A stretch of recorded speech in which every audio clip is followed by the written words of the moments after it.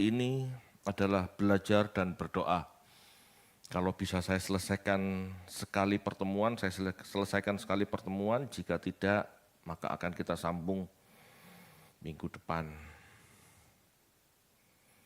Bapak Ibu, lagu tadi, lagu sebelum doa, itu saya request. Saya ingin mendengar lagu itu. Lagu itu sudah jarang dinyanyikan. Tapi lagu itu berkesan buat saya. Dulu satu impian saya, satu kerinduan saya memahami kebenaran Alkitab. Saya merasa banyak khotbah-khotbah pendeta yang menurut saya tidak tepat. Saya kadang merasa tertipu. Saya berdoa, Tuhan, saya ingin mengenal kebenaran-Mu. Saya ingin mengenal Alkitab. Di situ saya dipertemukan dengan SK, ya, dipertemukan dengan Pak Eras. Dan melalui beliaulah saya dibukakan bagaimana mentafsir Alkitab. Arahnya kemana, dan sangat Alkitabiah. Itu yang membuat saya tetap belajar sampai saat ini. Ya, tetap. Memang tidak sekerja keras dulu, tetapi masih tetap belajar. Bapak Ibu, saya belajar bukan berarti saya anti doa. Saya tidak anti doa, Bapak Ibu, sebab saya sendiri berdoa. Saya berdoa 24 jam sehari. Waktu khusus saya itu malam hari. Saya berdoa. Berdoalah senantiasa. Saya berdoa senantiasa. Tapi jam khususnya Pak, jam berapa? Tengah malam. Bahkan istri saya pun belum tentu tahu saya berdoa. Kenapa? Tina itu jam 10:30 sudah tidur. Saya jam 11 masih melek. Jam 11 saya berdoa. Saya tetap berdoa Bapak Ibu. Dengan belajar saya mengerti bagaimana berdoa. Saya tidak meninggalkan jam-jam doa, tidak. Tapi doanya doa malam. Kenapa enggak ikut pagi Pak? Banyak gangguan. Begitu melek mata, 15 menit, 30 menit, 1 jam kemudian ada gangguan. Anda tahu? Sakit perut. Enggak nyaman saya doa pagi. Sakit perut. Rutinitas saya pagi itu. Makanya jangan diajak sepedaan pun dulu saya tidak mau. Kenapa? Karena bangun pagi itu saya langsung mules. Jadi saya cari waktu yang lebih nyaman, lebih enak, tidak mengganggu itu malam. Begitu Bapak Ibu. Saya tidak anti doa. Saya sendiri berdoa. Bapak Ibu, saya juga bukan mau tampil beda dengan pusat, tidak. Tetapi jika pusat fokus pada doa hari-hari ini, maka saya fokus pada belajar. Kenapa? Karena sesungguhnya ini untuk saling melengkapi. Saya enggak mau ikut-ikutan tren. Saya enggak mau ikut-ikutan populer. Pusat ngajak doa, hampir semua pendeta ngajak berdoa. Lalu pertanyaannya, yang mengingatkan kita untuk belajar siapa?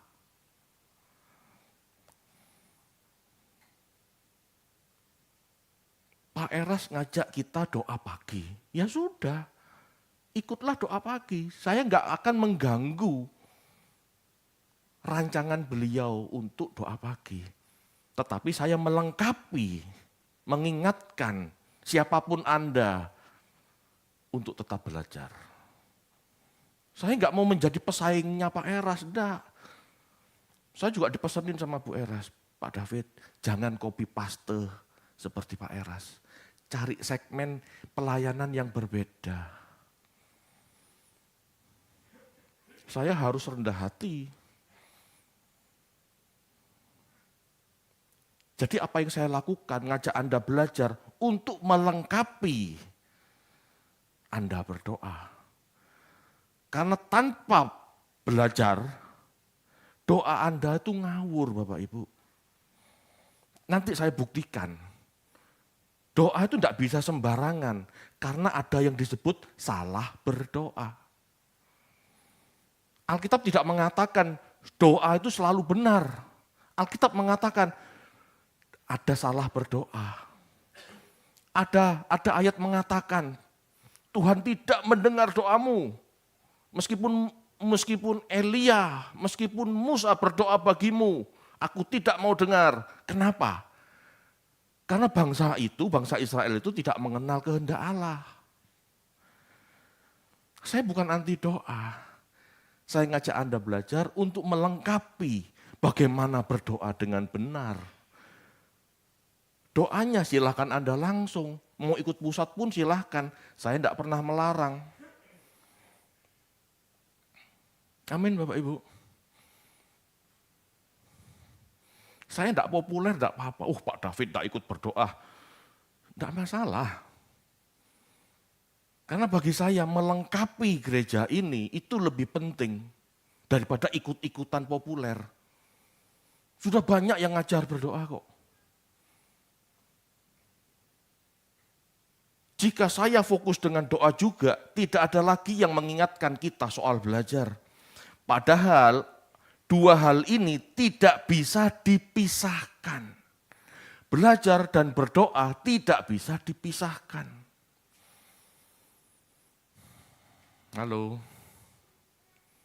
meskipun Pak Eras ngajak berdoa, dia tetap membangun STT loh. Dia nggak meninggalkan STT. Itu maksudnya dalam berdoa, pengetahuan teologi juga dibutuhkan. Jangan anggap rendah pembelajaran. Karena pembelajaran ini dasar firman Tuhan. Dasarnya ada dalam Alkitab. Nanti saya jelaskan. Sama seperti kekudusan Bapak Ibu, di mana banyak pendeta bicara kesucian. Tidak salah. Tetapi bukan sekedar itu. Saya melengkapi dengan fungsinya, kegunaannya sebagai alat Tuhan. Karena yang namanya kekudusan dipisahkan untuk digunakan. Bukan sekedar dipisahkan masuk gudang. Dipisahkan, dibersihkan, disucikan untuk digunakan. Lah penggunaan inilah yang harus saya jelaskan. Bukan sekedar kesucian. Saya enggak menolak kesucian. Anda memang benar-benar harus suci. Tetapi jangan lupakan fungsi Anda apa, guna Anda apa. Karena yang namanya kekudusan itu dipisahkan untuk digunakan. Bukan dipisahkan untuk didiamkan. Tidak. Bapak Ibu, jika saya menekankan belajar itu bukan berarti tidak perlu berdoa. Saya menekankan belajar firman Tuhan untuk mendukung kita berdoa dengan benar. Sebab seringkali kita salah berdoa. Seringkali kita salah berdoa. Kita baca yuk, Yakobus 4 ayat 3. Yakobus 4 ayat 3. Atau kamu berdoa juga, tetapi kamu tidak menerima apa-apa, karena kamu salah berdoa. Sebab yang kamu minta itu hendak kamu habiskan untuk memuaskan hawa nafsumu. Halo, ayat ini ada. Ayat ini tertulis dalam kitab suci. Masih banyak manusia salah berdoa. Karena dalam doanya tujuannya hanya memuaskan hawa nafsu.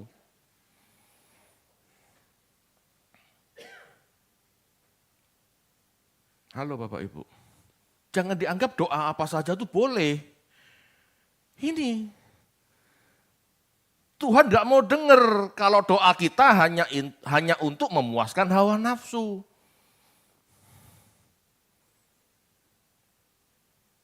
Bapak Ibu, manusia itu kotor, hatinya licik. Bahkan kadang-kadang manusia itu sendiri tertipu oleh hatinya sendiri. Nggak sadar akan kelicikannya. Sehingga pada saat berdoa, yang terucap hal-hal hawa nafsu, hal-hal cabul. Cabul itu bukan masalah seks saja ya. Cinta, uang itu cabul. Menekankan hal-hal jasmani daripada rohani itu cabul. Salah berdoa. Belajar perlunya ya. Belajar itu perlu. Perlunya apa? Mengenali hati kita. Ini kelicikanku atau ini ketulusan? Ini sesuai kehendak Allah atau ini keinginan hatiku? Bagaimana cara Tuhan memandangnya? Ini perlu belajar. Tanpa belajar, orang langsung berdoa, tertipu. Tanpa belajar, orang langsung berdoa, liar keinginannya. Tanpa dia sadari yang dia doakan hawa nafsu.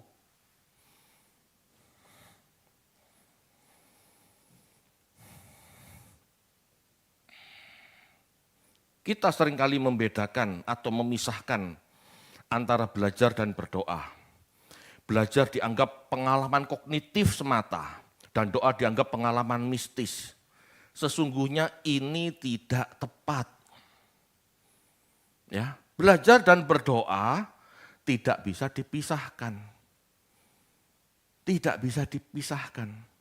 Dalam Alkitab, doa tidak bisa dipisahkan dari belajar. Dalam tradisi Yahudi Bapak Ibu, yang namanya belajar Taurat dan berdoa memiliki satu relasi yang sangat erat dan saling memperkaya, saling melengkapi, saling memperkaya, tidak bisa dipisah. Keduanya dianggap sebagai dua hal utama dalam kehidupan religius orang Yahudi. Ini termasuk Yesus ya, Yesus orang Yahudi. Tetapi masing-masing punya karakteristik yang khas.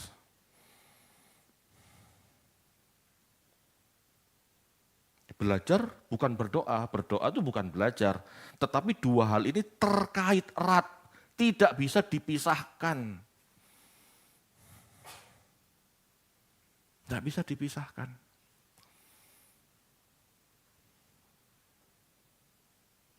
Sama seperti orang olahraga, angkat beban, tidak bisa dipisahkan dengan istirahat. Tidak bisa dipisahkan dengan suplemen, dengan makanan bergizi. Kedua ini saling terkait. Sama. Bapak Ibu, kita cek ya dalam tradisi Yahudi seperti apa. Kita baca yuk. Esra 7 ayat 10. Esra 7 ayat 10, sebab Esra telah bertekad untuk meneliti Taurat Tuhan dan melakukannya serta mengajar ketetapan dan peraturan di antara orang Israel. Ya, perhatikan kata meneliti Taurat Tuhan, melakukannya serta mengajar.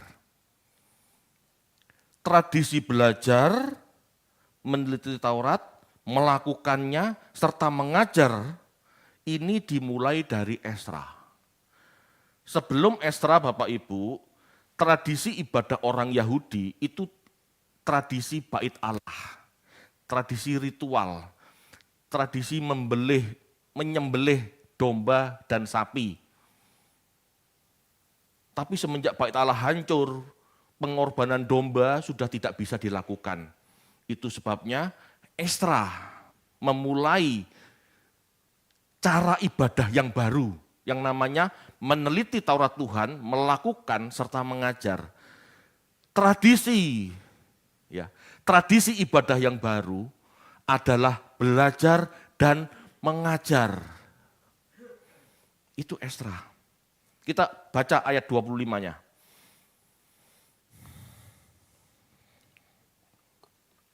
Esra 7 ayat 25, maka engkau, hai Esra, angkatlah pemimpin-pemimpin dan hakim-hakim sesuai dengan hikmat Allahmu, yang menjadi peganganmu, supaya mereka menghakimi seluruh rakyat yang diam di daerah seberang sungai Efrat, yakni semua orang yang mengetahui hukum Allahmu, dan orang yang belum mengetahuinya haruslah kuajar. Harus kau ajar. Semua orang harus kau ajar, terutama pemimpin dan hakim. Bapak Ibu, Anda semua ini pemimpin di rumah tangga Anda. Anda harus belajar firman Tuhan.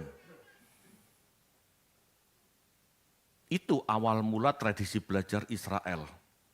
Akhirnya berkembang dari belajar ya di sinagog, dari tradisi belajar ini dilakukan di sinagog, dibarengi dengan doa dan pujian. Ingat ya, pernah saya sampaikan bahwa doa dan pujian itu adalah simbol, adalah pengganti pengorbanan, pengganti bentuk pengorbanan darah domba. Jadi belajar, doa, dan pujian. Bapak Ibu, dalam Yudaisme belajar Taurat bukan sekedar kegiatan intelektual. Di dalam Yudaisme, belajar Taurat bukan sekadar kegiatan intelektual, tetapi sebuah tindakan ibadah, avodah. Belajar itu ibadah, Bapak Ibu. Puncak ibadah Protestan, ini pemberitaan firman, ini ibadah. Firman diberitakan, ini belajar, ini ibadah. Para rabi berkata, belajar Torah setara dengan semua perintah lainnya. Ini dalam Talmud, Mishnah Peah, pasal 1 ayat 1. Enggak usah dibuka, enggak ada, kita enggak punya. Ya, cek sendiri nanti di laptop bisa. Bapak Ibu, belajar adalah cara manusia menyelaraskan pikirannya dengan kehendak Allah. Belajar adalah cara manusia mengerti kehendak Allah, bagaimana terungkap dalam Taurat. Ya. Itu tercantum dalam Yosua 1 ayat 8, Mazmur 1 ayat 1 dan 2. Coba Yosua 1 ayat 8 saja. Yosua 1 ayat 8, janganlah engkau lupa memperkatakan kitab Taurat ini, tetapi renungkanlah itu siang dan malam, supaya engkau bertindak hati-hati sesuai dengan segala yang tertulis di dalamnya. Sebab dengan demikian perjalananmu akan berhasil dan engkau akan beruntung. Oke, perhatikan. Janganlah engkau lupa memperkatakan kitab Taurat ini. Memperkatakan kitab Taurat ini bukan berarti merapal mantra. Tidak ya, janganlah engkau lupa memperkatakan kitab Taurat ini. Maksudnya ada apa? Ada kitab Taurat, kita perkatakan, kita baca. Kita baca keras-keras supaya telinga kita dengar. Tetapi renungkan itu, habis membaca, renungkan itu siang dan malam. Supaya engkau bertindak hati-hati. Apa maksudnya supaya engkau tidak bertindak hati-hati? Supaya engkau jangan melanggar kehendak Allah. Untuk mengerti kehendak Allah, kita harus baca Taurat, kita harus baca firman. Supaya kita tidak melanggar ketetapan Allah. Halo Bapak Ibu, bisa dipahami ya? Ini pentingnya baca firman, ini pentingnya belajar Alkitab. Supaya kita tidak melanggar kehendak Allah. Termasuk di dalam doa, kita tidak melanggar kehendak Allah. Tuhan tidak menghendaki A, lalu kita ngotot karena kita tidak baca Alkitab, kita ngotot, kita maksa. Tuhan, aku minta aku mau A. Padahal Tuhan sudah katakan, aku tidak menghendaki A. Halo, bagaimana doa bisa efektif? Bagaimana doa bisa nyambung sama kehendak Allah kalau kita tidak belajar? Banyak rabi mengajarkan bahwa seseorang harus belajar sebelum berdoa. Ini ajaran para rabi.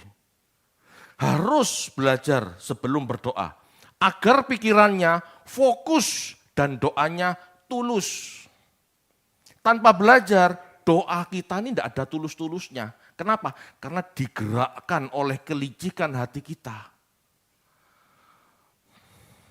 Tuhan berkati aku. Aku ingin Tuhan menjadi berkat bagi orang lain. Kelihatannya bagus, betul enggak? Tapi ini kan cara licik ngadalin Tuhan. Tuhan berkati aku supaya aku bisa jadi berkat bagi orang lain. Emangnya kamu enggak bisa jadi berkat pada saat posisi sekarang? Sadar enggak kelicikan hati kita? Kadang-kadang kita mau melakukan Tuhan, kita tawar-menawar sama Tuhan. Minta dipuaskan dulu. Minta dituruti dulu maunya. Baru melakukan firman. Ini kan kejahatan, enggak ada tulus-tulusnya. Yang namanya mengabdi, apapun kondisi kita, ya mengabdilah. Jangan harus begini dulu, harus begitu dulu. Tuhan enggak pernah ngajarin seperti itu. Lah Tuhan itu siapa? Apakah sejajar dengan kita? Orang sering tidak mengerti. Posisi kita dengan Tuhan itu tidak sejajar. Jadi nggak usah ngajarin Tuhan atau maksa Tuhan, nggak berhak. Dari mana pengajaran ini? Dari mana pengertian ini kalau nggak belajar?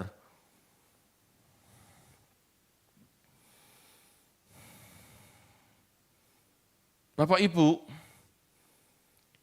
di kitab Sirak, Deuterokanonika, ini kitab Yahudi juga, cuman tidak di kanon. Sirak 6 ayat 37. Sirak 6 ayat 37. Bisa enggak dimunculkan?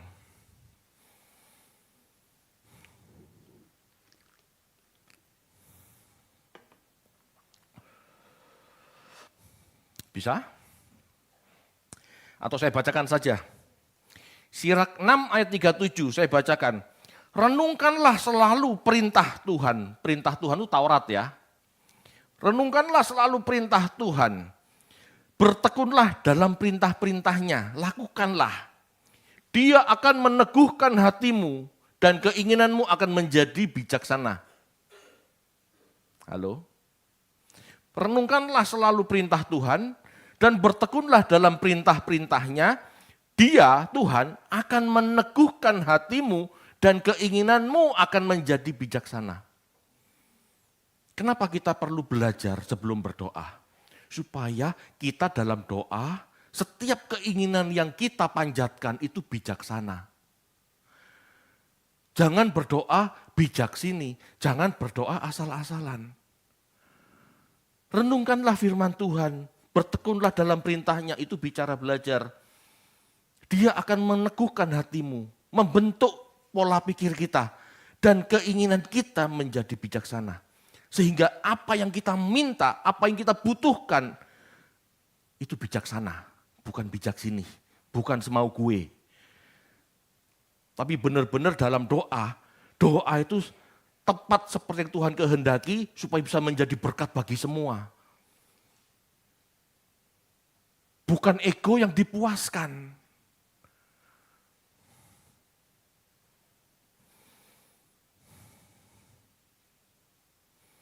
Belajar Taurat adalah bentuk doa yang terus-menerus Bapak Ibu. Merenungkan hukum Tuhan sama dengan berkomunikasi dengannya. Baca Alkitab itu sama dengan bicara dengan Tuhan. Yang disebut doa itu bukan kita ngomong sama Tuhan saja. Tapi Tuhan bicara dengan kita. Salah satu cara Tuhan bicara dengan kita belajar firman. Tidak bisa dipisah. Kalau berdoa jangan ngomongnya sendiri. Belajarlah mendengar suara Tuhan. Salah satu caranya baca kitab suci, belajar firman, itu berdoa dalam arti mendengar Tuhan, mendengar kehendak Tuhan, apa yang tertulis. Ini penting Bapak Ibu. Yesus sejak kanak-kanak, Paidion, seperti anak-anak Yahudi lainnya, ini Yesus ya, mulai belajar Taurat sampai dengan umur 30. Jadi Bapak Ibu, Yesus belajar Taurat itu 24 tahun. Baru layak menjadi rabi dan baru boleh melayani. Setelah itu Yesus memuridkan. Setelah belajar, Yesus mengajar 3,5 tahun. Itulah keseharian Yesus selain sebagai tukang kayu. Jadi hidup dalam kegiatan belajar dan mengajar merupakan keseharian Yesus secara umum. Halo Bapak Ibu. Jadi hidup dalam kegiatan belajar dan mengajar jangan dipisahkan dari kehidupan Yesus. Memang di PB tidak dituliskan Yesus belajar mengajar gitu, tapi kan kelihatan. Dia bersama muridnya, dia mengajar, dia memberi perumpamaan, itu kan mengajar. Dari mana dia bisa mengajar kalau enggak belajar? Ini kehidupan Yesus sehari-hari Bapak Ibu. Kalau Yesus saja belajar, lah mosok kita enggak mau belajar.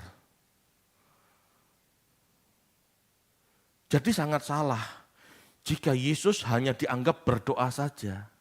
Berdoa betul, tidak salah Yesus berdoa, tetapi sehari-harinya belajar.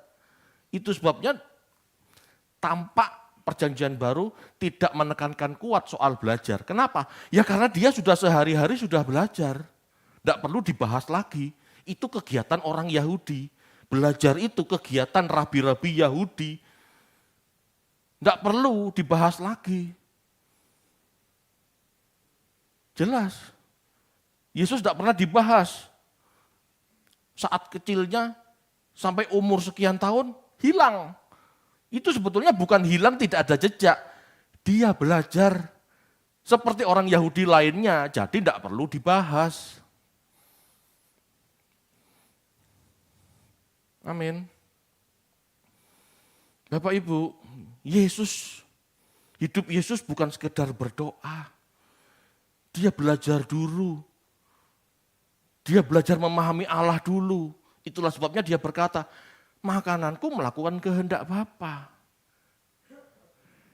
Dalam doanya pun dia mengerti kehendak Bapa apa. Sehingga dia harus mengatakan, Bapa kalau boleh cawan ini berlalu daripadaku.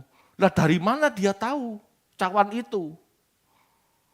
Dari belajar. Jadi sebelum berdoa Yesus belajar. Yesus tahu panggilan dirinya.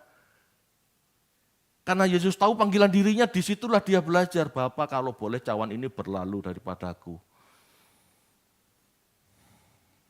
Tanpa belajar, tanpa mengerti panggilan hidupnya, Yesus tidak bisa berdoa seperti itu. Dari mana dia tahu?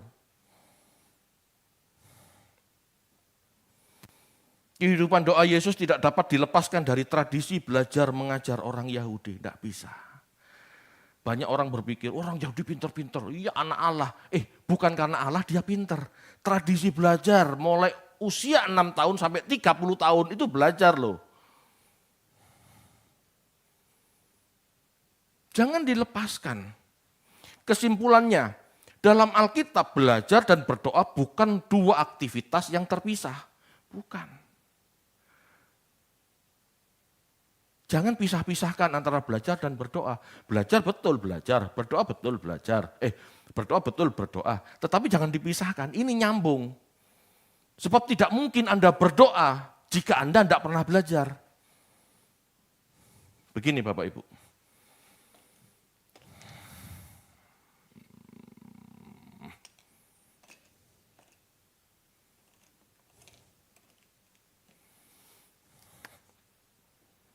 Ini Allah. Sorry. Bukan.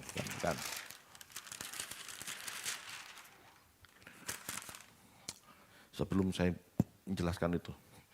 Begini, Bapak Ibu. Anggap kertas putih ini adalah luasnya pikiran manusia. Ya, luasnya pikiran manusia. Kertas putih ini luasnya pikiran manusia atau lebih tepat jiwa gitu ya. Pikiran, perasaan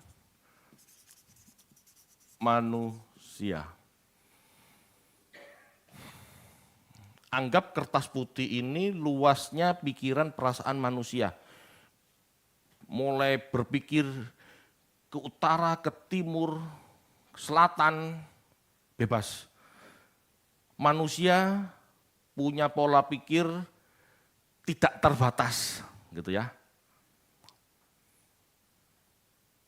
Kalau kita belajar firman Bapak Ibu, kalau kita belajar firman, maka kita dengan sendirinya membatasi pikiran kita.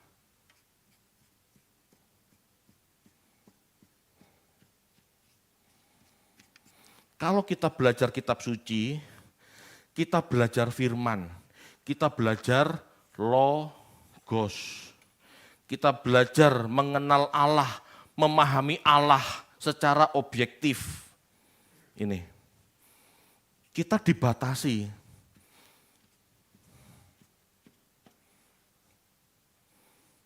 Halo. Sebelum firman itu jelas, semakin terang benderang seperti sekarang, dulu firman itu sangat tipis, sangat tidak terdeteksi, sangat tidak diketahui. Jika Bapak Ibu mengerti sekarang tidak boleh membunuh, zaman dulu sebelum ada hukum, sebelum ada Taurat jangan membunuh, tidak ada masalah dengan membunuh. Orang banyak nggak tahu, memang itu dosa, memang Allah tidak menghendaki. Ya, seperti Kain membunuh Habil gitu ya. Allah tidak bisa serta-merta membunuh Kain. Bahkan Kain diusir, tidak dibunuh, tidak dibalas. Tapi setelah ada hukum, begitu manusia membunuh, maka manusia yang membunuh harus dibunuh. Paham ya? Seperti Abraham dulu. Abraham dulu mempersembahkan Ishak itu sebelum ada Taurat. Jadi pada saat dia disuruh menyembelih Ishak, dia lakukan. Karena tidak ada logos masih. Belum mengenal firman secara jelas, belum ada hukumnya. Tetapi setelah Abraham, ya, setelah masa Abraham, hukum mulai nyata. Ya, melalui Musa Allah memberi hukum, Allah memberi ketetapan pada bangsa Israel. Sehingga bangsa Israel mengerti membunuh itu berdosa. Itu sebabnya Bapak Ibu, tidak mungkin Allah memberi perintah persembahkan anakmu di zaman setelah Musa. Bisa dipahami? Bapak Ibu, ini luasnya pikiran manusia itu membuat kita bebas, ngawur, melakukan apapun. Tetapi dengan belajar firman Tuhan, belajar logos, kita membatasi pikiran Tuhan. Sehingga kita tahu mana yang berkenan sesuai kehendak Tuhan, mana yang tidak berkenan. Amin. Dengan kita memahami logos, kita tahu yang berkenan yang mana, yang tidak yang mana. Halo Bapak Ibu. Kalau muncul perintah yang di luar logos, misalnya di sini gitu ya, ini pasti salah. Kita bisa tahu ini dosa karena tidak dikehendaki Allah, karena kita sudah punya bayangan, pengertian kehendak Allah. Ini pentingnya belajar. Yang warna biru titik-titik inilah hasil dari belajar. Tetapi kalau kita berdoa, kita sedang memperkarakan hidup kita dengan Tuhan secara pribadi. Itu bukan logos lagi, tetapi itu rema. Bapak Ibu, kita tidak mungkin mendapatkan rema dari Tuhan bertentangan dengan logos. Tidak mungkin. Apa yang dikehendaki Tuhan dalam logosnya, dalam firman Tuhan secara umum, tidak mungkin bertentangan dengan pesan Tuhan untuk kita secara pribadi. Tidak akan. Tetapi bagi setiap orang berbeda. Misalnya David memahami logos seperti ini, dapat rema bunder. Tapi bisa jadi Tuhan bicara sama Pak Tony, bentuk remanya kotak. Tetapi tidak mungkin remanya David, remanya Pak Tony ini di luar logos, di luar pengertian, di luar kehendak akan Allah. Tidak mungkin. Halo, bisa dipahami enggak? Bisa enggak dipahami? Itu sebabnya kita perlu belajar. Supaya dalam doa kita tahu rema kita yang mana. Bayangkan orang berdoa tanpa bayangkan seseorang berdoa tanpa logos, tanpa memahami kehendak Allah, tanpa firman Tuhan yang objektif, yang umum. Dia dapat apa? Bisa-bisa dia dapat yang kotak yang di luar ini. Makanya Bapak Ibu, lihat, gereja-gereja yang tidak punya kekuatan belajar, pendoanya sering ngawur. Saya mendengar suara Tuhan. Beli tanah sebelah, kita bangun gereja besar. Halo, apa itu kehendak Tuhan?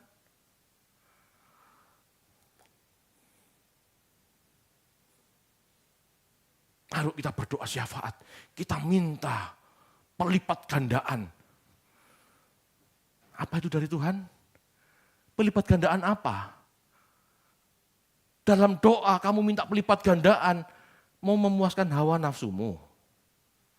Kan gak mungkin Tuhan ngomong, kalau dia mengerti logos, dia gak mungkin minta sesuatu yang memuaskan hawa nafsu. Tapi kenyataannya banyak gereja-gereja gak mengerti logos yang benar, sehingga dalam doa mintanya ngawur.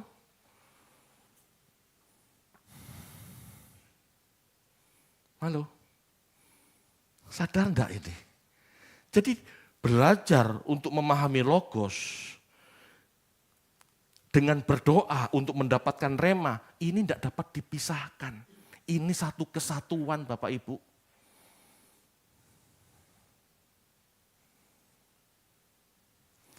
Ini perlu belajar kitab suci, logos ini perlu belajar kitab suci. Rema ini nanti tugasnya Roh Kudus yang mengingatkan Tuhan, yang mengingatkan kita. Logos ini belajar kitab suci. Kita yang buka-buka Alkitab, mempelajari, menghermeneutik Alkitab dengan tekun. Itu bagian kita. Rema itu nanti tugasnya Roh Kudus, mengingatkan kita dari apa yang sudah kita pelajari. Halo. Jadi tidak mistis Tuhan ngomong langsung. Tuhan nggak mungkin ngomong sama ini. Tuhan tidak mungkin bicara sama orang yang tidak suka firman Tuhan. Tuhan nggak akan ngomong sama orang yang tidak mencintai kebenaran. Enggak. Buat apa kitab suci? Kalau tanpa belajar orang bisa ngerti firman Tuhan. Halo. Yesus mengatakan dirinya itu logos. Maka Yesus berkata, belajarlah kepadaku. Sebab begitu kita mengerti apa yang dimaksud Yesus, maka kita bisa mendengar suara Yesus. Yesus bicara, spoke, dalam arti rema. Amin. Berdoa dan belajar satu kesatuan Bapak Ibu. Jangan pernah memisah-misahkan. Berdoa seringkali dianggap sebagai dialog dengan Allah yang maha tinggi.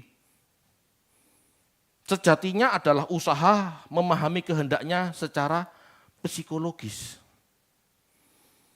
Yohanes 1 ayat 18 mengatakan, tidak ada seorang pun melihat Allah, tetapi anak Allah, firman yang menyatakannya. Maksudnya apa? Kita bisa mengerti Allah melalui firman. Halo? Kita mengenal Allah melalui firman. Enggak langsung. Dan kita mengerti apa yang harus kita lakukan karena Roh Kudus mengingatkan.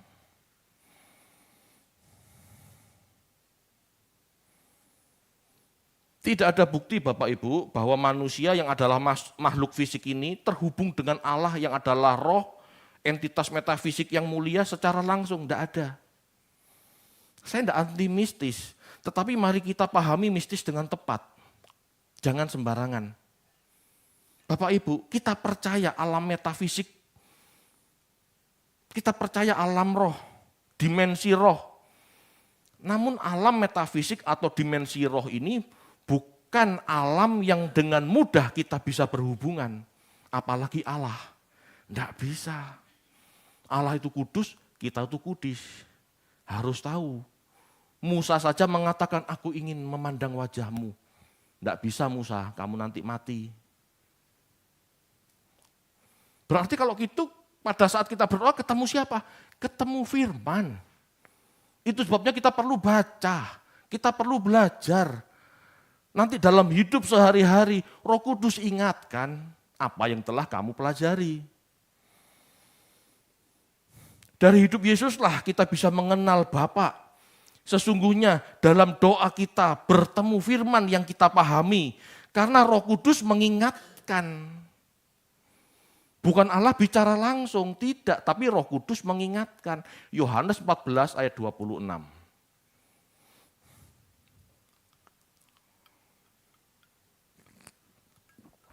Yohanes 14 ayat 26, tetapi penghibur yaitu Roh Kudus yang akan diutus oleh Bapa dalam namaku, dialah yang akan mengajarkan segala sesuatu kepadamu dan akan mengingatkan kamu akan semua yang telah kukatakan kepadamu. Jelas? Dialah Roh Kudus yang akan mengajarkan segala sesuatu kepadamu. Kalau tidak pernah belajar, dialah yang akan mengajarkan segala sesuatu kepadamu dan akan mengingatkan kamu akan semua yang telah kukatakan kepadamu. Mengingatkan kamu akan semua yang telah kukatakan padamu. Kalau tidak pernah mendengar ajaran Yesus, kalau tidak pernah baca kitab suci sekarang, ini kan Yohanes ini kan bicara kepada orang-orang yang pernah mendengar pengajaran Yesus. Kalau kita tidak pernah mendengar secara langsung pengajaran Yesus, kita percaya kitab suci kan. Lah masalahnya, kalau kita tidak belajar firman Tuhan, tidak belajar kitab suci, dan tidak mengerti apa yang Yesus ajarkan, Roh Kudus itu mau mengajarkan apa dan mau mengingatkan apa. Bapak Ibu, tanpa Yesus kita nggak sampai kepada Bapa. Kita nggak bisa menyisihkan Alkitab, tidak perlu belajar, tidak perlu mengenal Yesus, langsung berdoa tembus. Tidak bisa, Yesus sendiri ngomong, akulah jalan kebenaran dan hidup. Tidak ada seorang pun dapat sampai pada Bapa tanpa melalui aku. Itu maksudnya. Tidak bisa kita nyambung sendiri. Allah itu di alam metafisik tak terjangkau. Kita ini alam fisik. Biasnya banyak.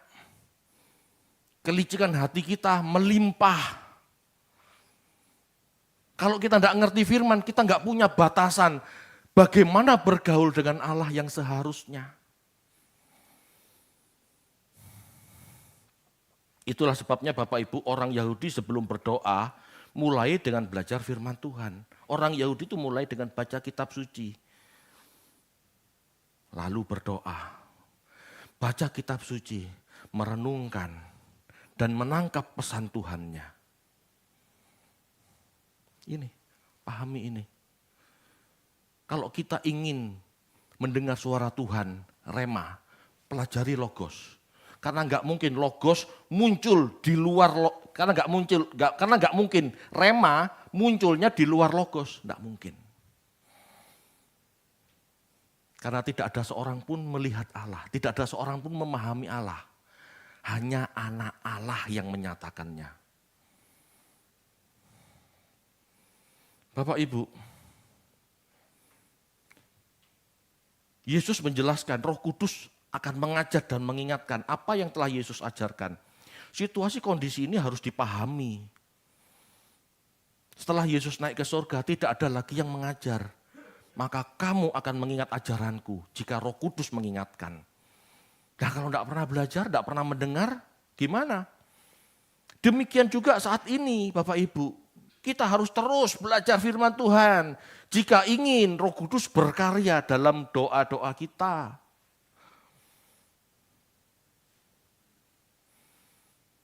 Dalam doa, silahkan berdoa minta berkat. Tidak salah, Tuhan ngajarin kan. Bapa kami yang di surga, dikuduskan namamu, datanglah kerajaanmu, jadilah kehendakmu. Berilah kami makanan hari ini yang secukupnya. Kan gitu ya, minta berkat, gak apa-apa. Tuhan mengajar kita minta untuk hari itu. Tapi kalau kita nggak ngerti doa Bapa kami, kita mintanya setahun. Bapa, berkatilah tahun ini. Aku ingin menabung Bapa. Begitu. Padahal Tuhan ngajarinya apa? Berkatilah hari ini. Secukupnya. Kamu dalam doa tidak boleh serakah. Boleh minta, tapi tidak boleh serakah. Boleh minta, tapi jangan berhawa nafsu. Jangan serakah. Kamu boleh minta berkat, tapi jangan serakah. Lah itu kan kita pahami melalui belajar. Makanya doa, klaim janjinya, doa Yabes, itu tidak pernah diajarkan Tuhan. Itu mereka yang tidak mengerti logos ya seperti itu.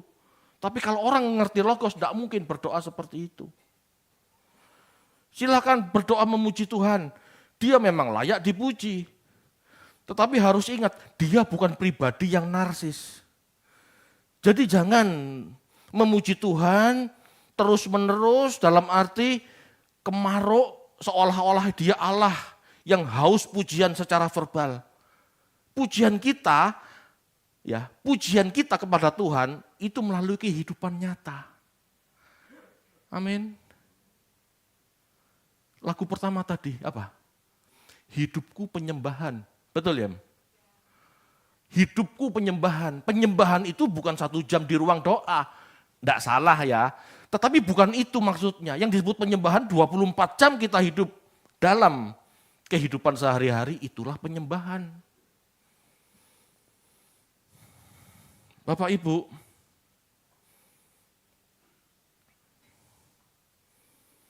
tidak ada cara lain supaya kita memahami logika firman ini. Ya, tidak ada cara lain untuk memahami logika firman ini kecuali dengan belajar. Berdoa harus dimulai dengan belajar.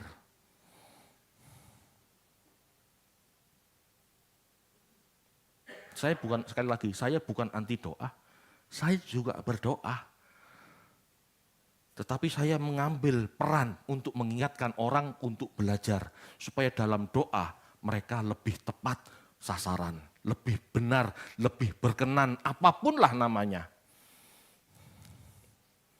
Bapak Ibu, interaksi manusia dengan Allah itu ada batas. Itu sebabnya Allah mengutus anaknya.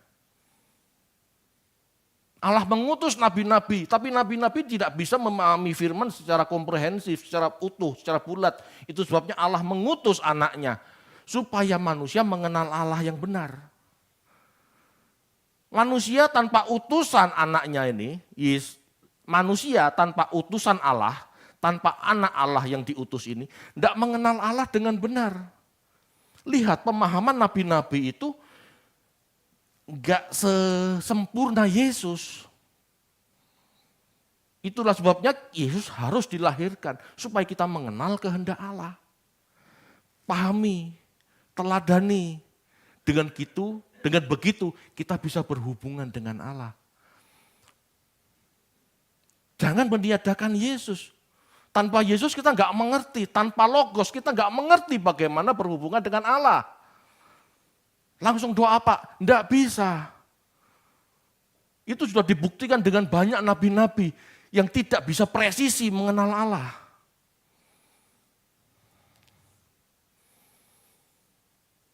Kita baca Yesaya 59 ayat 2.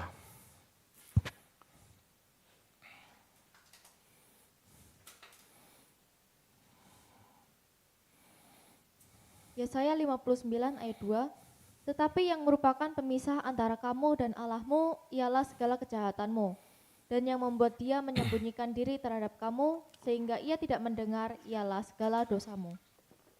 Bapak Ibu, kalau kita sadar kita masih punya dosa, kita ini masih terpisah dengan Allah. Milikilah kerendahan hati, masuk di dalam doa dengan pengertian yang sama dengan Yesus. Kita tidak bisa langsung ketemu Allah tanpa Yesus. Bapak Ibu, berdoa sesungguhnya adalah usaha kita mengingat, merenungkan, dan menemukan hikmat dari belajar firman Tuhan. Mazmur 16 ayat 7.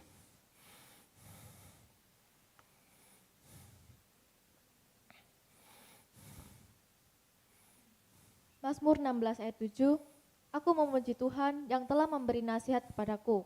Ya, pada waktu malam hati nuraniku mengajari aku. Ya, Daud doa malam loh Bapak Ibu. Berarti saya tidak salah loh ya doa malam. Di malam hari Daud belajar, nuraninya bicara. Dari mana nurani Daud bisa bicara? Karena Tuhan memberi nasihat melalui firman, melalui Tauratnya. Dia mengerti Taurat, dia mengerti kehendak Allah. Di malam hari dia merenungkan. Kalau begini boleh, kalau begitu tidak boleh. Kalau begitu mendukakan hati Tuhan, kalau begini tidak. Melalui belajar jiwa kita diubah, nurani terbentuk, dan mengajar kita saat kita berdoa. Itulah rema. Nurani inilah suara hati yang berbicara. Bukan Allah langsung ya, tapi suara hati berbicara dari apa yang kita pahami sebagai firman Tuhan. Melalui firman Tuhan inilah ya, Roh Kudus mengingatkan kita. Itulah rema. Amin. Saya tidak anti doa Bapak Ibu. Tapi saya mengambil posisi, mengingatkan orang untuk tetap belajar. Untuk melengkapi doa-doa kita. Amin. Saya rasa cukup ya. Mari kita berdoa.